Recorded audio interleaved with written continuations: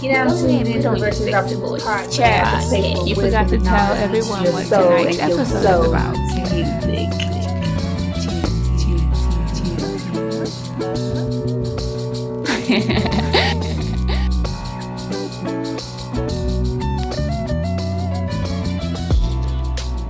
You gotta stand tall. I'm standing tall. All right, you are now tuned in to Virtuous Optimist Podcast with your soul sister Chazz. I have a special guest, and actually this guest is significant. And I say this person is significant because in the music business, his position in the music business is super significant, and it's one of the positions that you never really hear about. You always hear the finished product, you love the tune, but you don't know or you don't see what goes on behind the scenes to make that tune your favorite tune. So I want to welcome to Virtuous Optimist Podcast, Doc Holliday, vocal coach. Yo, what's up, y'all? What's up, y'all? I'm glad to be here. I'm excited. I'm so glad to have you here. It's my pleasure. Man. Yeah. And just briefly, I want to talk about how we met. Okay, cool, sure. So we met this car wash on Venice and Jasmine. Mm-hmm. So I go to the car wash, I get behind this brother with these long locks, and so I'm just in the line. He turned back to walk out the thing, and we speak or whatever we do. So then he come holler at me, and so we just start chopping it up, and energy is good and stuff like that. He told me I'm a vocal coach. My name is Doc Holliday. So I'm like, yo, I got a podcast. So we ended up linking, and then it's like history since then. We've kept in touch. It was a good vibration, running into Chazz. It's like I felt the energy, It's like sometimes you see people you just off the cuff, and a lot of times we as with the way the world is, we kind of shy away from how we really feel. There you go. I noticed that she had the gumption to say hello. Yeah. She said hello to me. I'm like, damn. Okay, hi. Hi, hello. How are you? Yeah. And then she didn't seem like she was thirsty or anything like that. It was just like a very cordial kind of humanistic kind of thing. Right. Not trying to holler at her brother, any of that kind of stuff. Exactly. That was what was impressive to me. Yeah. And I think she felt the same way. Likewise. For sure. And we hooked up ever since then. Like she said, it's been history. We've been connected at the hip. Yeah. And like I said, I really appreciate you coming on the podcast because, like I said, your role and your position in music is super significant. Thank you. And we never hear about it. Yeah.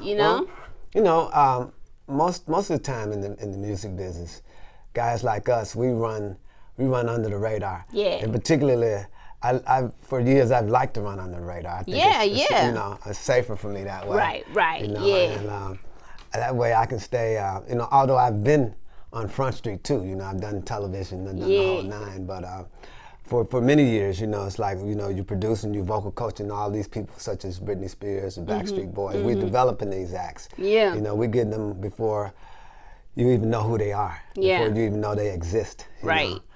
Usually when they come to me, it's years before anybody's gonna hear them. Yeah. Wow. And, for example, with the Backstreet Boys, I got with them, and it was 4 years before anybody in the world ever heard who they were. Really? Like on the big stage. Yeah.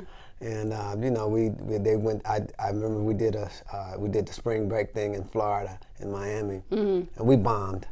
Yeah. And I knew we were gonna bomb, because I've seen like vocally is what you're saying? Just the entire thing was, just lack of experience, they weren't ready. Yeah. But management thought they were. And I explained to management, I said, it takes a while. I said, they have to get on the job training. So they had a hookup in Europe where they could tour. Yeah. It wasn't a lot of money, but it was a tremendous amount of exposure. And it was, a lot of clubs, a lot of bars, and it wasn't arenas yet. But that'd be the good spots. Those are the things small venues that got them to where they were, and got what we call on-the-job training. So I would fly to Europe and we would tour. We'd do these little dives and stuff, but it was a great experience. Yeah. It helped me hone my craft. Yeah. So what year was this? This was oh man, it's 90s. Is it this 90s? It's definitely 90s. Okay. Definitely 90s. Yeah. Definitely 90s, and whenever the Backstreet Boys would come out, I don't know when that was, Yeah, I don't really think I've heard much of them. We did them, and right after that, I did NSYNC. Then we did, and I knew Justin was going to separate from the group. Yeah. We knew that early on. I told them, I said, look, man, you got a solo artist right here. Yeah. And they said, yeah, you think so? I said, absolutely. You Yeah. know? And I knew he was going to be an actor too, because at 15 he could do so many impressions. Yeah. Of different celebrities. I mean, I was fascinated by this cat. Yeah, you know? yeah. He was a pretty phenomenal cat, and he was cool. And he was from the town that I graduated from high school, which is Memphis, Tennessee. Memphis, Tennessee. Okay, so that's where you from, Memphis? Well, I grew up in Memphis. You know, I was born in L.A., but I grew up in Memphis. Yeah, Okay. I grew up in Memphis and spent time in Chicago and New York. Got it. Yeah, but you know, and then I went to school at the HBCU at Tennessee State. Yeah, okay. Tennessee State. From there I went to University of Michigan and went to grad school at USC. Okay, okay. So yeah, we're gonna talk more about your education. Yeah. And all of that, and theory and stuff. But so what I want to do is the icebreaker. Okay, what do you want to do? What her hair do? So what her hair do is an icebreaker that I created, and because I heard a brother one time say that he judges women off of her hairstyle. Okay. Do you agree with that? It's got a lot of validity. It definitely says something about them. Okay, so when because hair is very personal. Exactly. So when I tell you these hairstyles, I want you to tell me the first thing that comes to mind. So what type of personality does this woman have based on her hairstyle? So we always start, with a curly fro. So when you see that curly fro, like that, just like curls, just locking, just doing their thing. What's your thoughts? Well, this person is a free spirit. Okay. Very confident. Yeah. Okay. And you know, that type of individual, they're gonna do what's on their mind. They're a straightforward individual. Okay. I could dig that. Okay. All right. I like that. All right. So what about the long bundles, the long weaves? Well, for some of them, I think for some people, I think they're searching for something. Okay.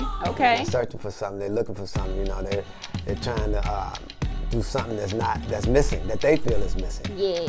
And in other situations, it's just like, let me do this now. Yeah. For the time being. Let me just hook this up for this moment. You know what I'm saying? Yeah. That's what I think. You know, but it depends on an individual, and unless you have a conversation with them, you can only really know them at that point. Yeah. Appreciate that. Ooh, see, I knew he was gonna have a good one.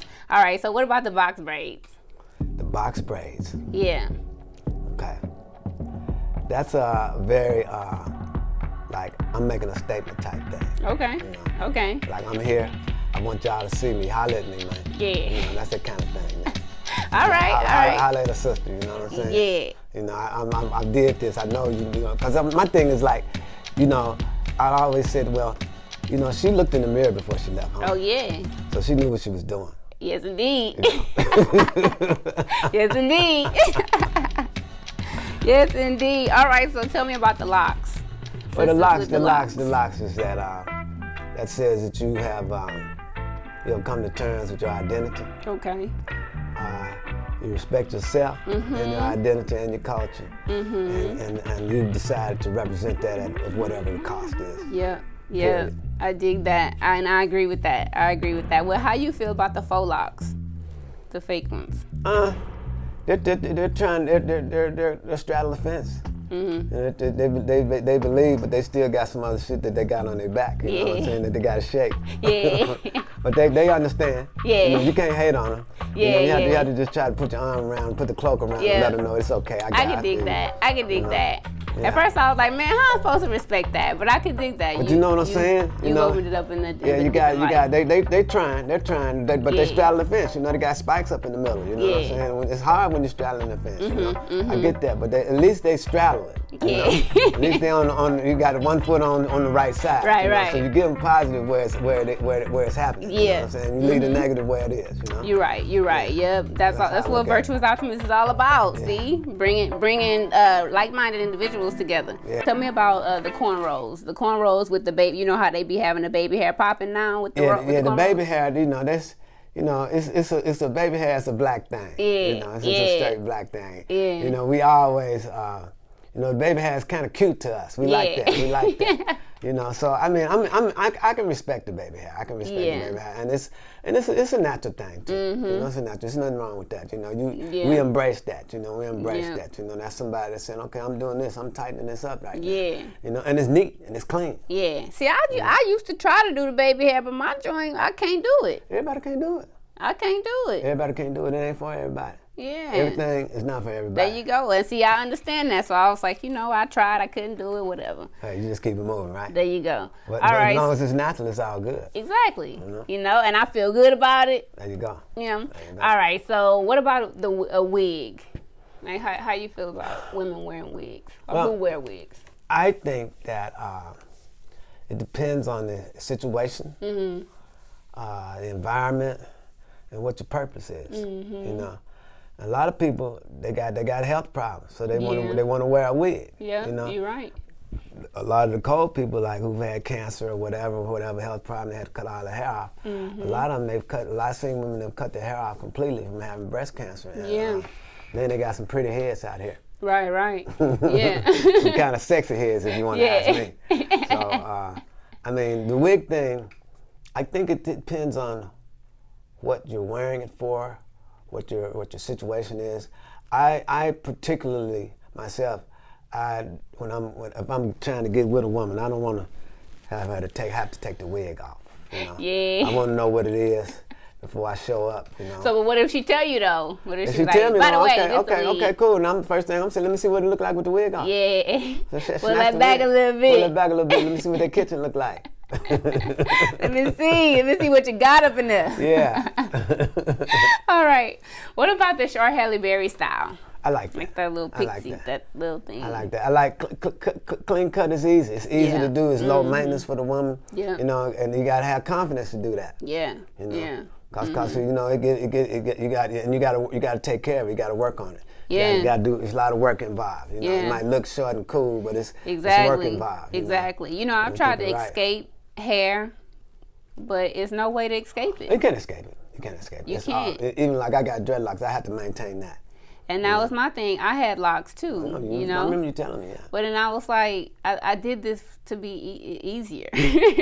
Well, it was harder. Well, you know, for me, it's just a wash and wear thing. It's a wash and wear thing. You know, there's no muss, no fuss. Wash and wear, puts a little oil in, I'm gone. You know. Yeah, and I think I'm more. You know, I was more like wanting to be more clean cut.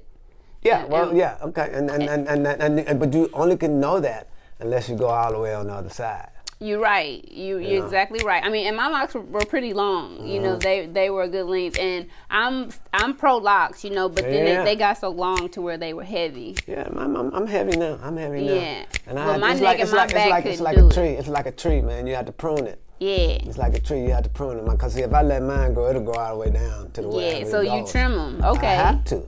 I have to in order to maintain some sense of sanity. Yeah.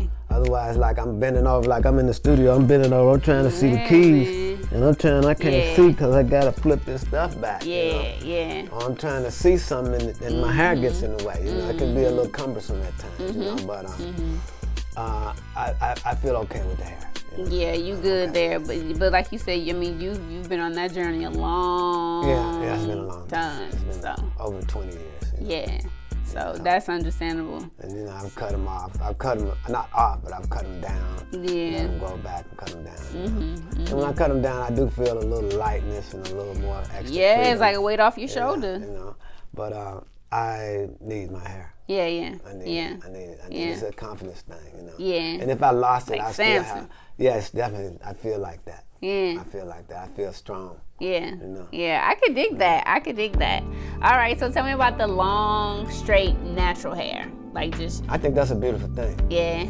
I think that's a beautiful thing. I embrace that. Yeah. Long, naturally straight. Yeah. You can't. How can you not love that? You know, that's a gift from the Most High. You know, you have to embrace that. Yeah. You know, you can't hate on that. Yeah. You know, anything that's natural, I think you have to embrace it. You know, and that's where I'm at. You know, if it's natural. Now, you know, like I say, you get the wigs and all the other things, and that goes into circumstance. Yeah. You know, it depends on what the circumstance is. Yeah, right. On what my opinion would be on that. Now, if you just putting on a wig just to disguise yourself, or you hiding from something. Right. And okay, what you doing, man? Who you hiding from? Yeah. You don't know about it. Come about the sheet so I can see what you're doing. Exactly. All right. So what about two more? Okay. What about the fade, like the low, like buzz cut, or like the fade? What you think about that? I think that's for women. I think it's a very very courageous move.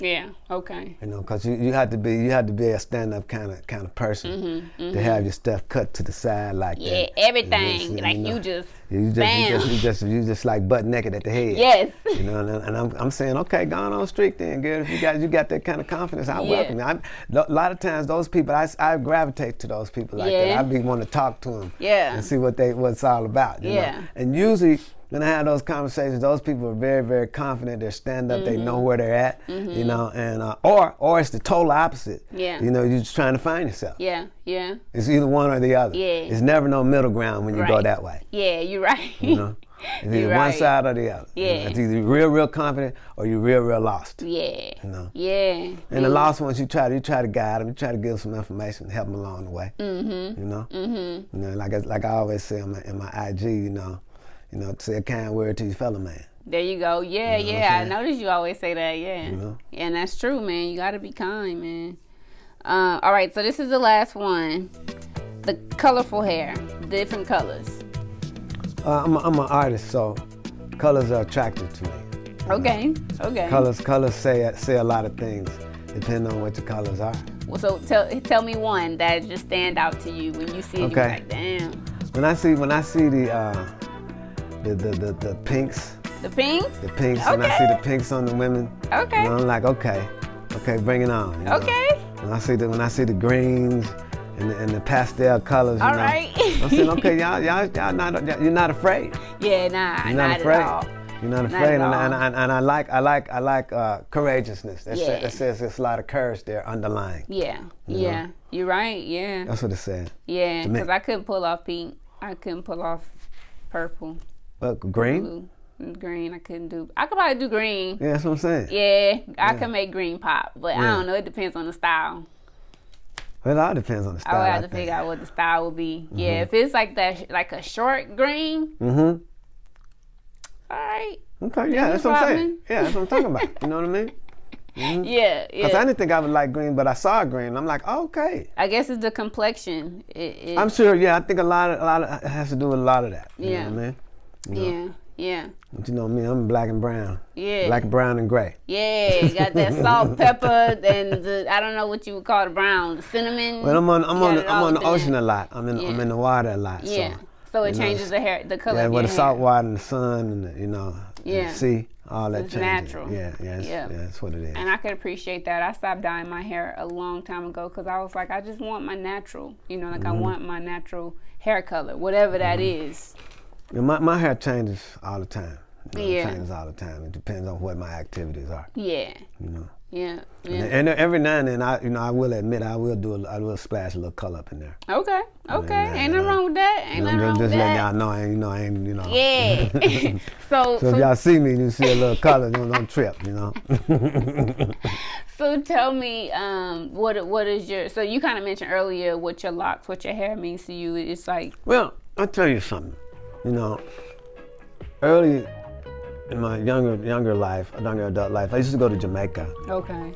Actually, I had a place down there. Okay. And I'm very fond of reggae music. I'm very fond of the country of Jamaica, as a matter of fact. And I was working with a guy. My attorney was the attorney for this group called Synergy, which put on the big concert Sunsplash. I don't know if you're familiar with that or not. Like the big reggae fest? Yeah, exactly. And then Sunsplash went all over the world, And so I spent a lot of time in Jamaica. And I was around a lot of rosters, but I never grew dreadlocks. Yeah. I respected dreads and the whole thing, but I had an opportunity to go to the Vatican. Yeah. The Pope was doing he did a Christmas thing every year. Okay. And this year they had hired this producer who hired me to be a part of the production staff. They wanted to bring a lot of children's choirs from all over the world. And I had just finished working with the Boys Choir of Harlem with the Backstreet Boys for a Disney special. And they were pretty impressed with the work that I did. So they asked me to come to Rome to work on this, with the Pope, you know. So in doing that, we had to come and do what they call a production scouting thing. See what the layout of the venue, which was inside Vatican City. Okay. Yeah, and I got an opportunity to go inside Vatican City. Yeah, you told me, this was like the conversation we had the first time we met. Exactly, and then touring Vatican City, I got an opportunity. I was with Sandy Grossman, who was like the producer for Monday Night Football. He and I became good friends, and as a matter of fact, he wanted some tickets to a Backstreet Boys concert that was in Boca Raton. And I made a phone call and made that happen for his grandkids, and we've been connected ever since. Yeah. He's a good guy. And but Sandy, you know, he's way over the top, you know, he's very animated. And he was like, Doc, you know, we went to see Coliseum and all this stuff. And then when we got inside Vatican City, then we were touring Vatican City, which was amazing. It's an amazing place. You know? Got the opportunity to see some artifacts. Yeah. Now, artifacts are, you know, we know what artifacts are. They're the things that came from the actual time. Yeah. So we went in this room, and went past the room, and they said, okay, and the guy was standing there with an Uzi. So Sandy like, Doc, what's in there? I said, I don't know what's in there, Sandy. He said, so he asked the people that were taking us around, our guides and stuff, can we go in there? They said, no, you can't go in there. You got to go, stick together, you know, don't get lost. So we went and checked out the venue that we were supposed to check out, and made our comments, took our notes, and then on the way back, we had to pass that same little room. Yeah. And we noticed the guy was still standing there, but we found out as we stopped that one of our guys in our party had got detached from us. Yeah. So they were the people in the Vatican were upset, and they wanted to find this guy. And he had went to look to see where his trucks were going to be parked at, but all he had to do was ask somebody. Yeah. But he went on his own. You know how those people do sometimes. Right. You know? And so we were standing there in front of this place. So Sandy kept asking. He said, "Man, why can't we just go in and see the place? You know, you get to go in. You know, in this particular room." And I wasn't excited to go in because the guy had an Uzi. He had this, he had the Swiss Army suit on, but he had an Uzi in his hand. So I wasn't really excited about going in any place where the guy had an Uzi. Right. Sandy was insisting on doing this. The hell out of this room. And so, but at the same time, I was curious. So then he was speaking to the guy in Italian, and the guy was speaking to the guy in Italian back and forth. And they kept looking at me. I'm like, oh shit, what did the black guy do now? You know, I said, okay, and I started trying to think back. What did I do that was inappropriate? You know, you always, and this is the dilemma of the African man. Yeah, this is our dilemma, because you know the guy's talking, he's looking at me. I wonder why is he continually looking at me? So, then he says, okay, you got 7 minutes, which was an odd time to me, you know. So we went in the room. The room was no bigger than this place here. Yeah, okay. It was full of artifacts. Those artifacts were things like before the birth of Christ, during the birth of Christ, and after the birth of Christ. Now, we see the three wise men. They had these 3 black guys on donkeys, and they had their hair up, like how I had mine up in the bun, it was covered, and they had locks coming out of it. Wow. Those are 3 wise men. And this was painted on the artifact of that time. Now, if you touch this stuff, it would probably disintegrate. Really? You know, yeah, it was that old, because it was of that time period. Yeah. Some of the stuff was BC and some of it was AC, AD, you know. Yeah. And so then there was another photograph, another painting, and it was on like a shutter, because I don't even think glass was made then. Okay. I don't think glass was even existed. I mean, it was probably existing, but I don't think these people had it. Yeah. You know, so on the shutter, it was a picture of Mary and baby Jesus. Now, Mary was about your skin color, and baby Jesus was darker than me. Interesting. And he had an afro. Okay? All right. So now, by this time, I can't even talk. Right. You know, I can't even utter a word. So then we're still going around, and then we get to this one thing of the Last Supper, and this one that got me. All the disciples were men of color. Okay. They all had dreadlock hair. Yeah. They all had dreadlock beards. Interesting. Jesus himself was a man of color. Yeah. He had dreadlocks in his hair, he had dreadlocks in his beard. So all during this period, Sandy's going, man, look at Jesus is black. Jesus is black, you know. This is the white guy. This is the Jewish guy, you know. Oh, the Jewish guy, okay. Jesus is black, and the other white guys, they were like kind of silent. I don't remember them saying anything. Yeah. You know, because they only let like 5 of us go in. Okay. And it was the 5 of us who had been hanging all the entire week. We were in Rome and going to these other different spots and stuff. Yeah. To the Colosseum, to Julius Caesar's home, and all that stuff, you know. But when we got in there, the only person who was yapping was Sandy Grossman, you know. And he was fascinated. Yeah. I was too, but I was speechless because a lot of the things that I had been taught by my great-grandparents. Right. You know, like they told me, baby Jesus had woolly hair. Yeah. And all these things are in the Bible if you're a fan of the Bible. Yeah, you know? for sure. And, you know, it's like I figured, I said, well, if Jesus Christ could have dreadlocks, so can I. Yeah. And that's what this is about. Yeah. Okay. I could dig that. What her hair do? That is tonight's segment of What Her Hair Do with Doc Holliday. So we're going to go into the actual interview.